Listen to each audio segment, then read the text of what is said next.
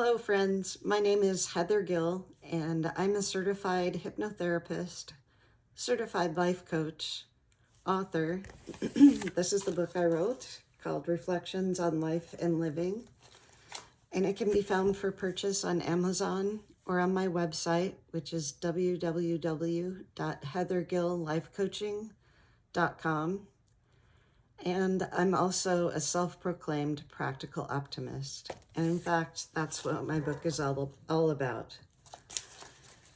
So today I was thinking about what I was going to talk about, and it came to my mind that maybe we should talk about courtesies. And that's something that seems to be lacking nowadays.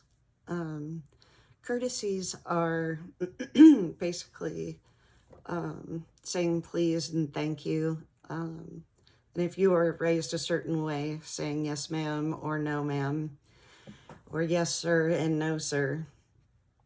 But I think it's important to talk about. I know that my son and my husband have had some problems with one of those courtesies, which is opening a door for a woman with their hands full or not. My son has said he's been yelled at for opening the door for somebody. And the woman was very, very mean. She yelled at him and told him that she was strong enough to open the door on her own. So that took him aback.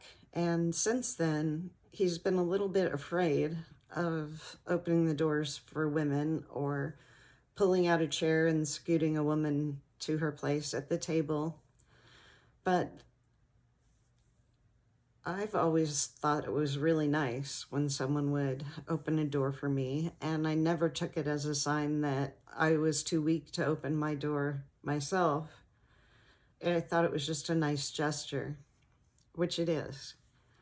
And some of us old school parents have instilled that in our children, where you open a car door for a woman after you get out.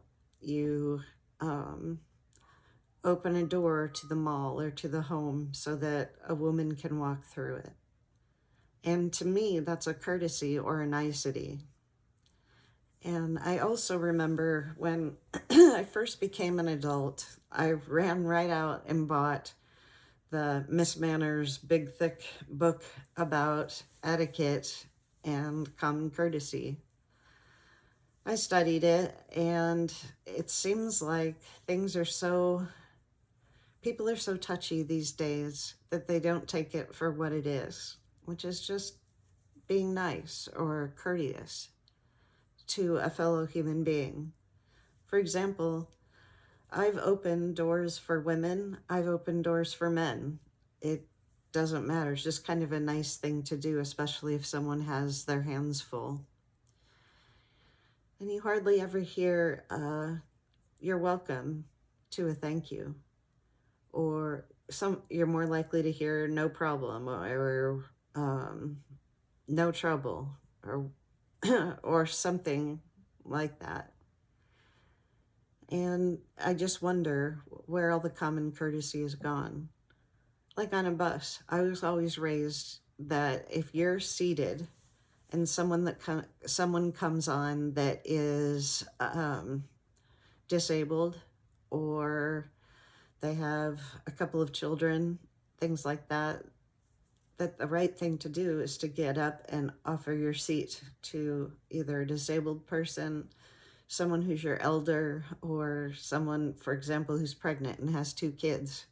And it's really difficult for her to stand till she gets to her bus stop. You don't see that much anymore. Not on the regular bus and not even on airport shuttles.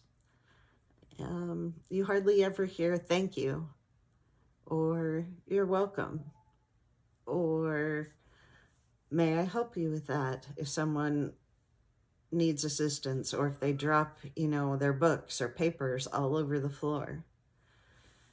And I think we lose a little bit of our humanity when we don't recognize that someone has done something nice for us. I think we lose a little bit of our caring for each other it makes it easier to be isolated or to see people as not necessarily people, but objects that are in the way, or um, a person that we need to be ahead of for whatever reason. I think that courtesies have been long gone, like saying I pledge allegiance to the flag of the United States of America, one nation, under God, indivisible, with liberty and justice for all. Think about those words. That's what we're supposed to represent. And a lot of schools around here take out the part where we're one nation under God, and they just skip it. I understand why, because there's supposed to be a separation between church and state. But we're also lacking there. And I think that manners can be contagious.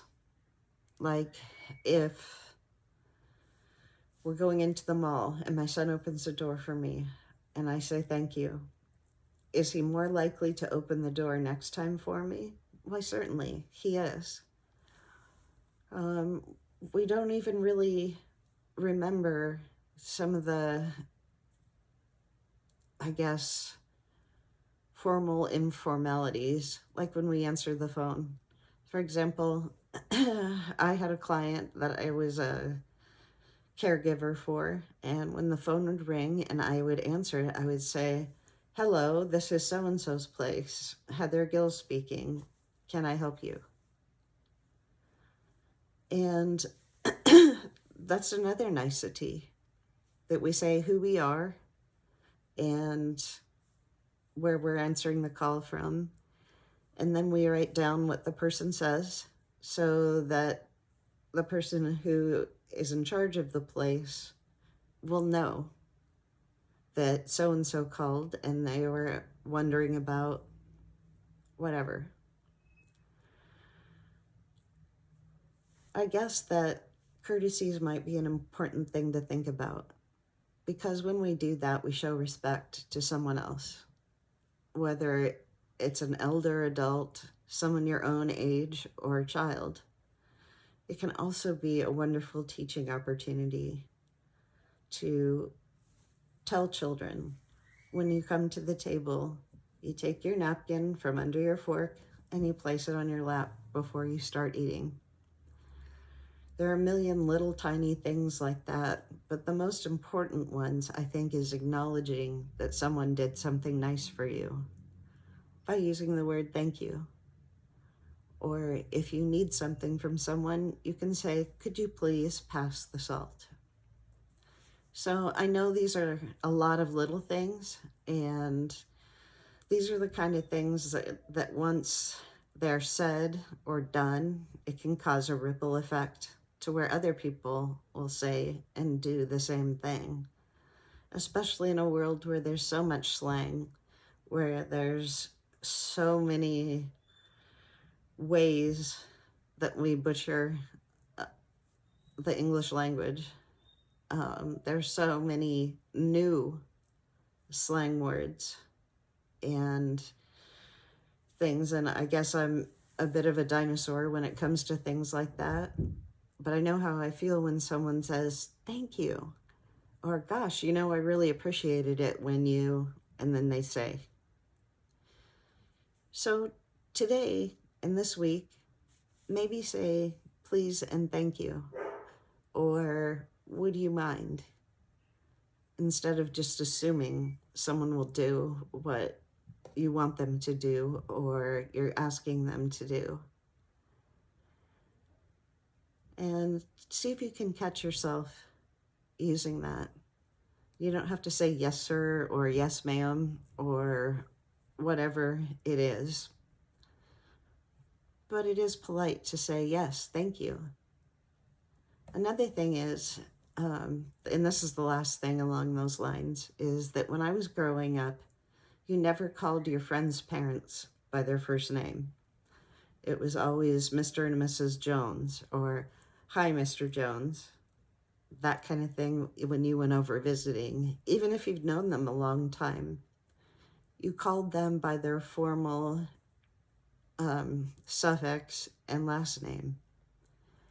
And it always kind of takes me back when I hear kids call their parents Heather or Kevin or whoever, whatever the parent's name is, instead of Mr. and Mrs. So-and-so. So maybe I am getting a little older, but I sure do appreciate when people take the time to thank me or send a thank you note, things like that. It's very easy, very simple. So I'm going to end it on that. I hope everyone has a very happy New Year's and that you keep all your resolutions if you make them. And we can talk about New Year's resolutions next time. But this is Heather Gill here signing off for this week's episode of The Practical Optimist. And I wish you well and all the blessings that can come from the new year. And thank you for watching and listening to these episodes. I really appreciate it. And remember, this week, hold your head high, pull your shoulders back, and walk forward. And don't look back. Because why? Because you're not going that way. I'll see you next week, and thank you again.